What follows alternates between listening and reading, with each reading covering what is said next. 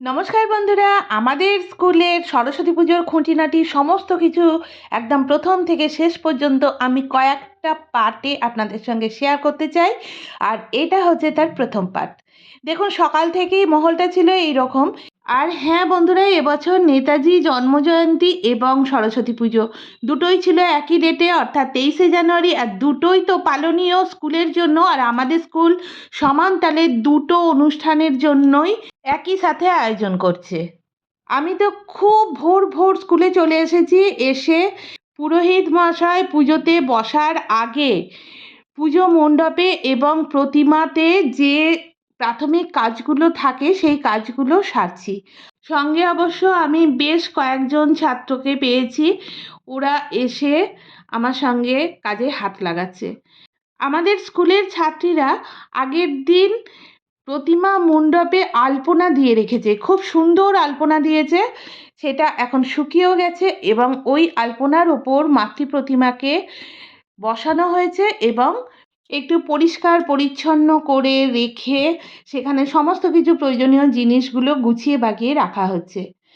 আমি এরপর চলে এসেছি আমাদের স্কুলের ফুলের বাগানে। সেখান থেকে আমি মাকে সাজানোর জন্য কতকগুলো ফুল তুলবো। এবছর খুব একটা বেশি যে ফুল ফুটেছে তা নয়, এবারে কিচেন গার্ডেনের দিকে আমাদের বেশি লক্ষ্য দেওয়া হয়েছে, সেই জন্য ফুল গাছ খুব একটা বেশি করা হয়নি। তবু কিন্তু আমি দেখছি বেশ বড় বড় গাঁদা ফুল ফুটে গেছে এবং সেই ফুল এনে আমি মাকে খুব সুন্দর করে সাজিয়ে দিচ্ছি। হ্যাঁ বন্ধুরা, এদিকে এই যে দেখুন, পুজোর জন্য যাবতীয় প্রয়োজনীয় জিনিসপত্র সমস্ত কিছু সব এক কাছে গুছিয়ে গুছিয়ে রাখা হচ্ছে। মানে পুরোহিত মহাশয় যখন পুজো করতে বসবেন, কোন সময়ে কোন জিনিসগুলো দরকার লাগবে সেগুলো টুকটুক করে ওনার হাতের কাছে আমরা এগিয়ে দেবো। এই রকম অনুযায়ী সমস্ত কিছু সাজিয়ে দেওয়া হচ্ছে। তবে মাতৃ প্রতিমাকে সাজানো গোছানোর পর কিন্তু সবথেকে বড় কাজ, যেটা ফল কাটা, সেই ফল কাটার কাজ এখনো পর্যন্ত স্টার্ট হয়নি। আগে এই দিকগুলো একটু গুছিয়ে বাগিয়ে নিয়ে তারপরে ফল কাটতে বসা হবে। আর হ্যাঁ বন্ধুরা, আজকে আমরা স্কুলে যারা সবাই এসেছি সবাই কিন্তু নেতাজি জন্মজয়ন্তী উৎসব পালনের সময় যাব এবং সেখানে অংশগ্রহণ করব। সেই জন্য সমস্ত কাজটাই ভীষণ কুইকলি করতে হচ্ছে।